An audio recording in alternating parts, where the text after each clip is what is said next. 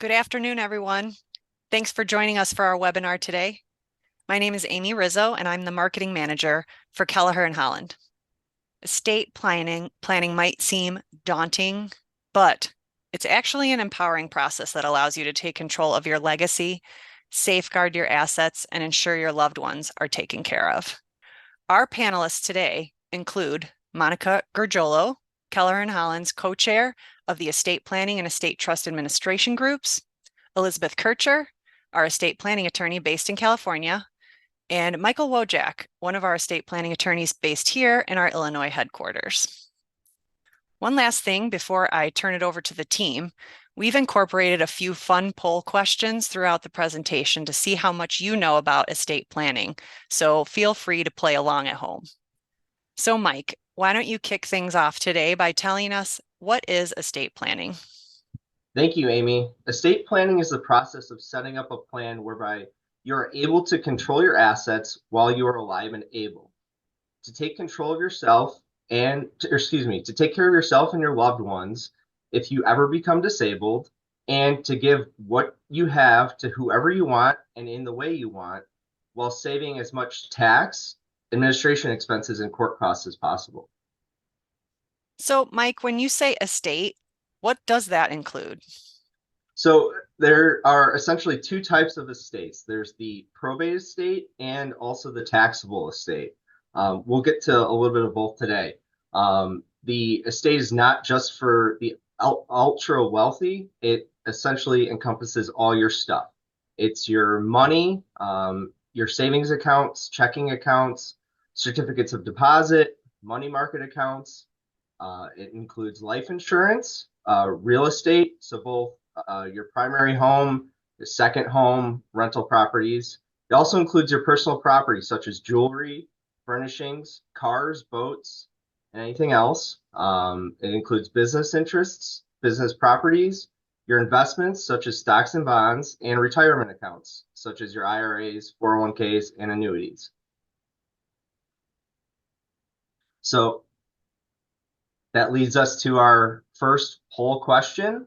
In Illinois, if someone dies with no estate plan and is survived by a spouse and children, who will receive their probate estate assets?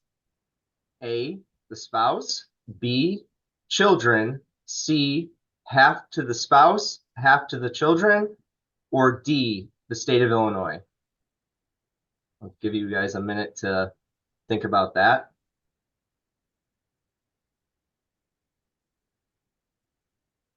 So the answer is C. It actually goes half to the spouse and half to your children. Again, that's if you don't have an estate plan. So the distribution is actually determined by state statute, and it is subject to the probate court process. So if you're married and leave a spouse but no children, the entire probate estate goes to your spouse. If you leave a spouse and children, regardless of their age, your estate is distributed half to your spouse and half to your children. And if you have minor children, guardianship may also be needed.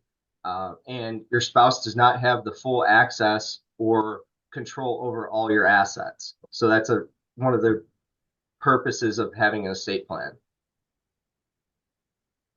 So Elizabeth, what role does a will play in estate planning?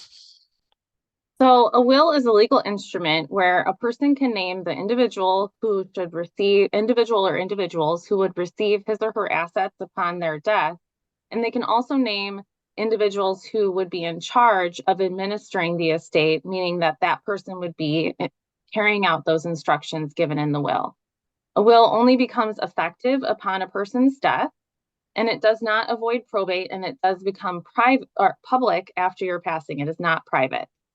It only controls assets included in your probate estate, so that's specifically those that are in a person's individual name and in a decedent's individual name. It does not include assets held in joint tenancy or those that are payable on death upon someone's death, which is something like an IRA or life insurance. That leads us to our second poll question. When an Illinois resident passes away, when is probate required? A, when the probate assets are over 100,000, B, when probate assets are over 1 million, C, when probate assets are over 4 million, or D, always. Give you a moment.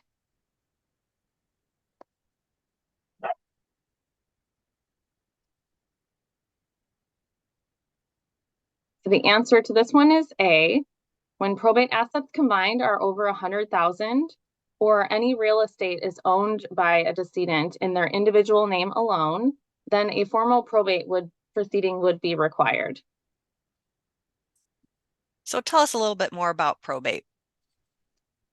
So if probate is required, your will would be the instructions for this probate process, directing who is administering or in charge of things, as well as possibly waiving things like bond, which would cost additional monies. The probate is the formal process for transferring a decedent's estate assets to their heirs and legatees in their will. And the process itself can vary depending on the complexity of the estate, the laws of that state where the decedent lived, and whether there are any disputes among the heirs or beneficiaries. The process can be expensive and often take more than a year to complete. For most jurisdictions, there is a minimum amount of time that the probate estate has to stay open in order to allow for creditor claims. There is no privacy in this process, and it is public. Any documents filed in the court can be viewed by anyone in the public. It also does require that certain notices are given, not only to a decedent's heirs, but also to certain creditors. If a decedent owns property in other states than where they lived at the time of their death, then there's a high probability of needing multiple probates in those other jurisdictions and states to handle those assets. The probate process only controls the assets that are in the individual name of the decedent and not those that are jointly titled or payable on death. So we've talked about what a will is. What is a trust? So a trust is a legal arrangement in which one party, known as the grantor or settlor, transfers assets such as property, investments, or cash to another party, known as the trustee.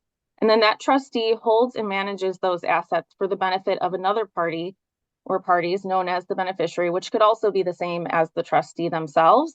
And they carry out those terms that are outlined in that trust agreement. A trust can be a powerful tool for estate planning, asset protection, and possible charitable giving, offering flexibility and control over how your assets are managed and distributed during your life, as well as upon your death. A trust does remain private, unlike a will, and if it is properly funded, which is discussed later, it avoids that formal probate process that I just discussed. The creator of the trust can outline who they want their assets to go to and in what shares, and how they want those assets to be distributed, which can be particularly important for special needs beneficiaries or beneficiaries with other issues that need to be addressed. A trust can be irrevocable, revocable, testamentary, or inter vivos, which means living. A revocable living trust is a type of trust that can be modified or revoked during your lifetime and allow control of your assets through all stages of your life and beyond. While you're alive and able upon your mental incapacity and at the time of your death. This is the type of the trust we'll be discussing in this webinar. That brings us to poll number 3. What happens once a trust is executed? A, it needs to be funded with your assets. B, you retain control of the assets held in the trust. C, you continue to file your income tax return the same as before, or D, all of the above.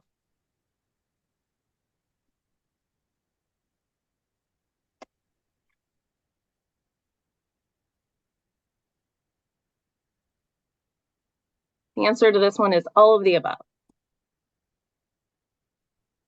So, Monica, let's get you involved here. Based on the last question that Elizabeth just went over, we now know that planning is not yet complete once the trust is executed. So what else needs to be done? Yeah, that's correct, Amy. So you've got your trust created. You have to take the next step, which is connecting your assets to your trust. We refer to this as funding your trust, and it is equally as important and absolutely necessary so that your plan is going to work as you intend it to. In order to fund your trust that you've just created, you need to retitle accounts and assets. So, Amy, that means changing your ownership of your accounts from yourself individually to yourself as trustee of your trust. In your case, if it's your trust, Amy, you're going to go change those accounts and properties to Amy Rizzo as trustee of the Amy Rizzo Trust dated June 13th, 2024. Depending on the type of asset we're talking about, that could mean going to a bank and changing a savings account to your trust. It could mean a deed for your home or other vacation property that you own. Brokerage accounts, stocks, bonds, all need to be titled that way. If you've got any business interests like LLCs or S corporations, depending on the terms of the shareholder agreements or operating agreements for those entities, you may be also able to assign those interests to your living trust. There's certain accounts or certain types of assets that you wouldn't retitle, but instead you would look at the beneficiary designations. Those are going to be like life insurance policies, retirement accounts, 401ks, IRAs. Those do not get retitled to your trust, but instead you would update your beneficiary designations so that you're either going to name your living trust as the beneficiary or possibly a trust that will be created under your living trust after your death as the beneficiary of those types.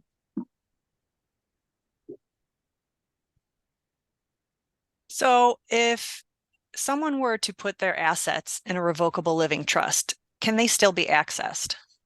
Yes, as Elizabeth mentioned, I think when you set up your trust, you're going to be the trustee of your own trust and you're also the primary beneficiary. So as long as you are alive and well, you're going to be acting as the trustee. You can open and close accounts in the trust. You can distribute funds from the trust to yourself or to other beneficiaries who you've named in there. You can purchase new assets. If you want to buy a vacation home or open a new CD, you can do so in the name of your trust with yourself as trustee. So there's absolutely no limit to the access you have to the property that's in your trust. And how does having a revocable living trust affect how taxes are filed? Can we go back a second? I wanted to add one more point to the access. In addition to having access to your trust, you can also amend your trust. Again, it's this type of a trust, which is a revocable living trust. It can be amended by you at any time in the future, which we recommend doing as things change. So as there are births or deaths or divorces and marriages, maybe you move out of state, you can make adjustments to your trust. So you're always going to have control over what's going to happen in the event of your death and during your life. Great additional point, Monica. Thank you. So back to the question about how taxes are filed. Does having a revocable living trust affect this? It does not. So when you go to the bank, in my example before, and you're going to change a savings account from yourself to yourself as trustee of your trust, the tax ID number for that trust is going to be your social security number. So while you're changing the title on the ownership, you're not changing the tax identification number. So when you get your 1099 at the end of the year to report interest earned on an account or dividends earned on a brokerage account, those are going to come to you as trustee, but linked to your social security number. So you'll just report that income on your individual return like you always have. There's no need for a new separate income tax return for the trust. And now we have our next poll question. Who will take over your trust if you become incapacitated or upon your death? A, nobody. The trust will terminate. B, the person or entity named by you in your trust. C, somebody chosen by the court. D, your spouse if you are married.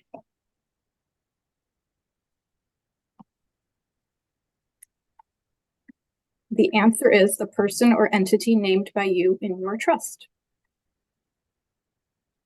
So, Mike, Monica brought up the issue of becoming incapacitated. What happens if the trust owner does become incapacitated? Thank you, Amy. So with a trust-based and complete estate plan, you retain control. It's the beauty of having a trust. if you or both you and your spouse, if you're married, become mentally incompetent from advanced age, disease, or due to an accident, you still retain control because you plan in advance for the management of your assets and during your incapacity. By planning in advance, you outline exactly who's in charge of handling your assets and how they should be used and distributed for you and others who may be dependent upon you. Trusts are also keep these decisions private, and they avoid the cost, delay, and potential embarrassment of from the public, because you have to go to court and there's an ongoing guardianship proceedings which require annual accountings and the court approval of expenditures until your death. So if you become disabled and you don't have the plan in place, if it goes on for a long time, the costs just continue to add up and you continuously have that court process. Great. So Elizabeth, what happens upon the death of the trust creator? So upon the death, the assets would remain in your living trust, and one of your chosen successor trustees would then be in charge. They would administer the trust according to the instructions included in the trust. And the trust instrument would not get filed anywhere. It does not become public record like a will does.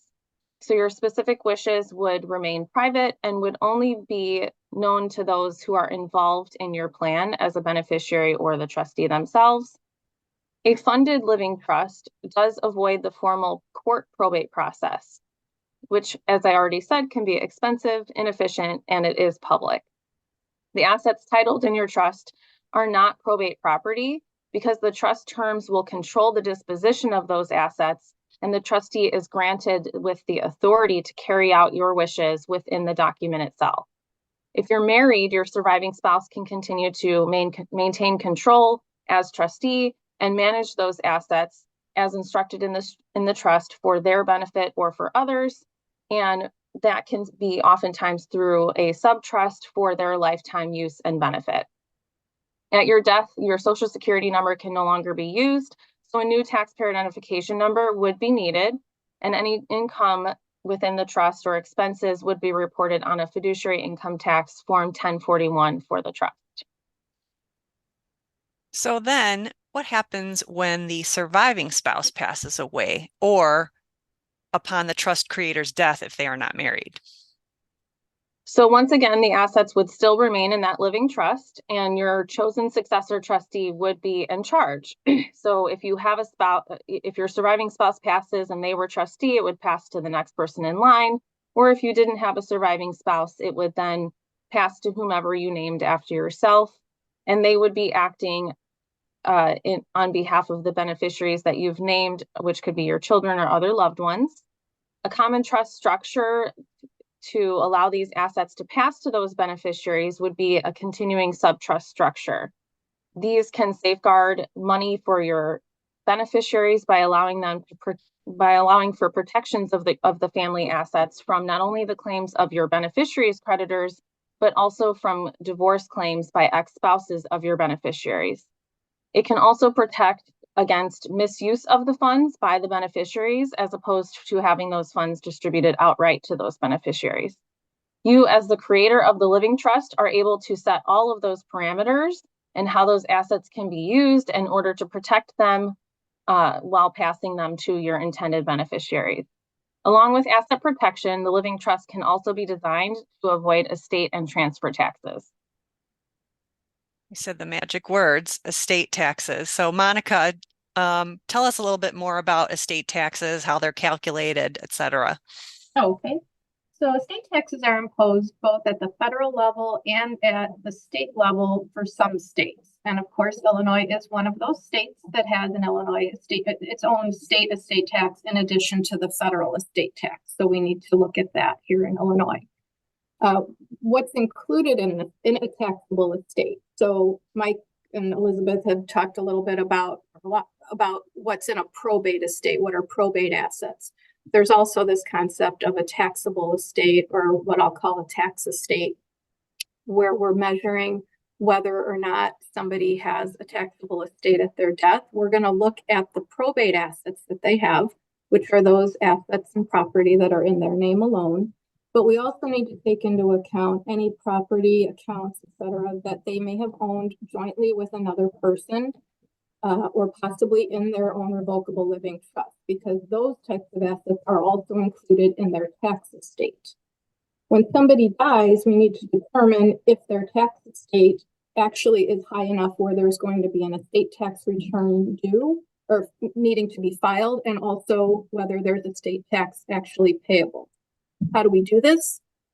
Take a snapshot of the assets, which include all of the probate and non-probate assets that I just mentioned, and we look at the value of those assets on the date of death. That could be as easy as going to a bank account statement and seeing how much cash was in a checking account at their death. It could be a matter of requesting a statement from a brokerage house or looking online for publicly traded stock to see what it was worth on that day.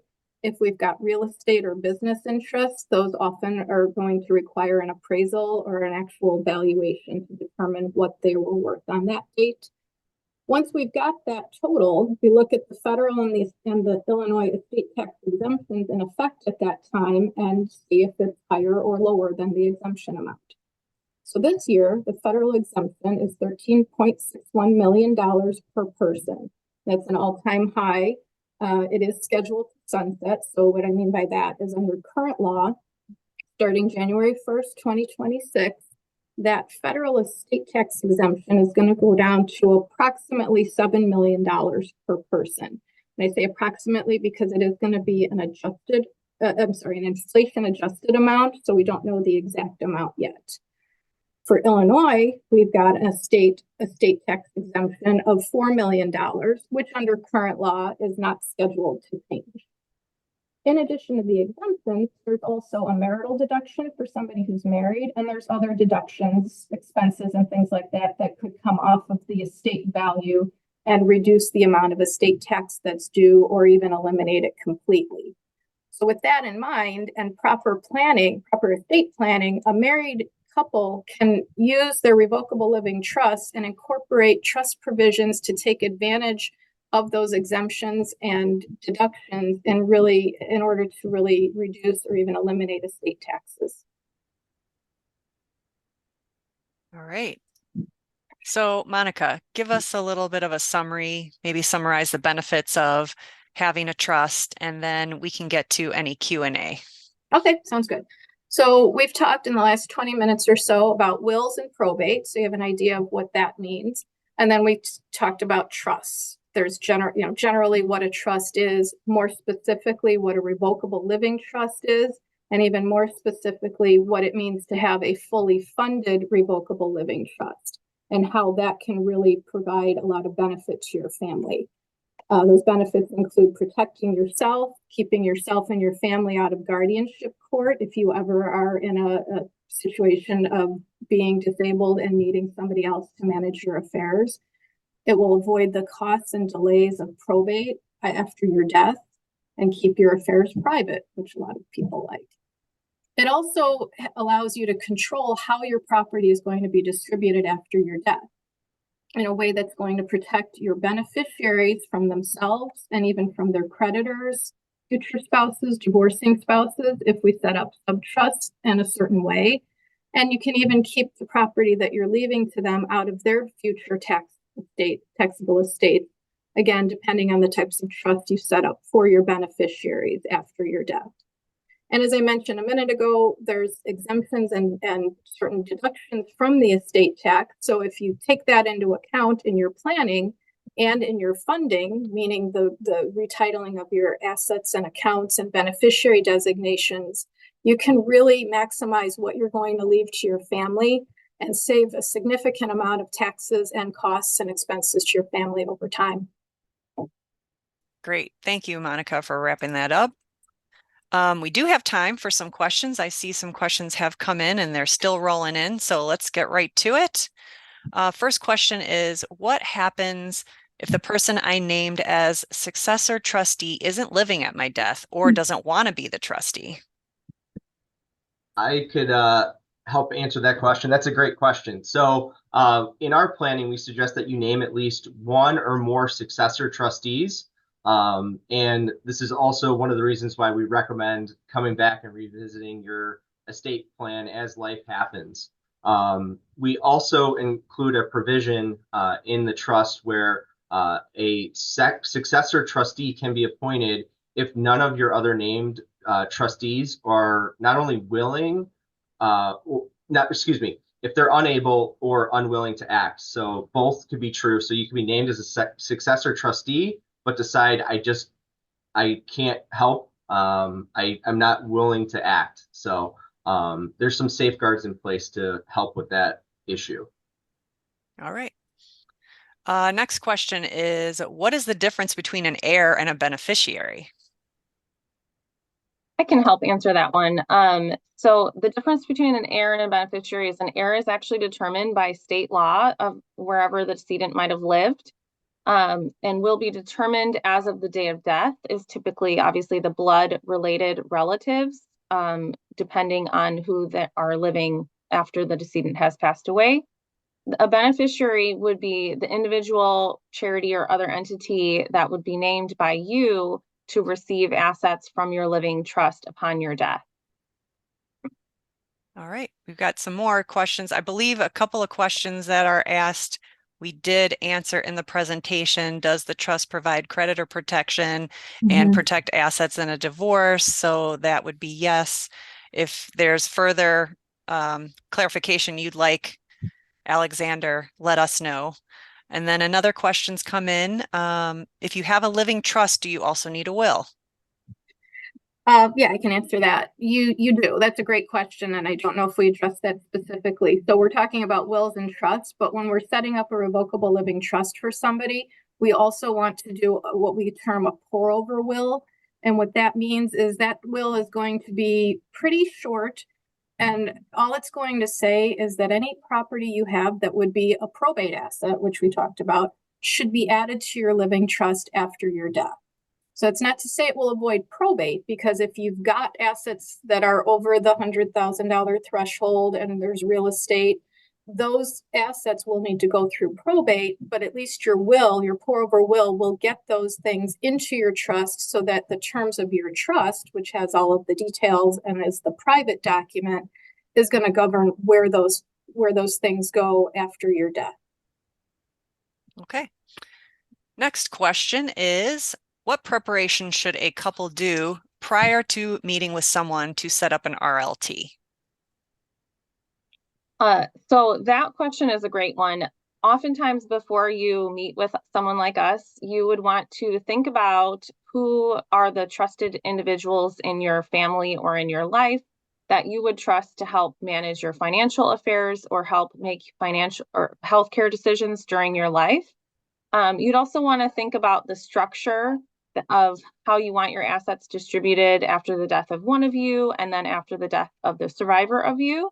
If there are minor children involved, you'd really want to think about who would be named as guardian after you and your spouse both pass away. Those are good things to think about and kind of prepare ahead of time. We've got time for maybe one more question. We've got a lot of them rolling in. So those of you whose questions we don't get to, please know that we will, if we have your email address and you've not asked the question anonymously, we will follow up with you directly after the presentation with an email and an answer to your question. But let's get to one more before we run out of time. And that would be, what about a home that is only in the name of the deceased and worth 1.5 million? Must probate be opened when everything else is in the trust? I can answer that. It kind of ties in with the pour-over will question. So if in that example, if the home was titled in the decedent's own name and they have a pour-over will that says everything should go into their living trust, and that's the only asset that's still in their own name and everything else is titled in the trust already, or if it's has a joint owner or a beneficiary designation, then probate would be needed, but it would just be for that home. You wouldn't need to probate everything that's already in the trust. Hopefully that answers that. All right, great.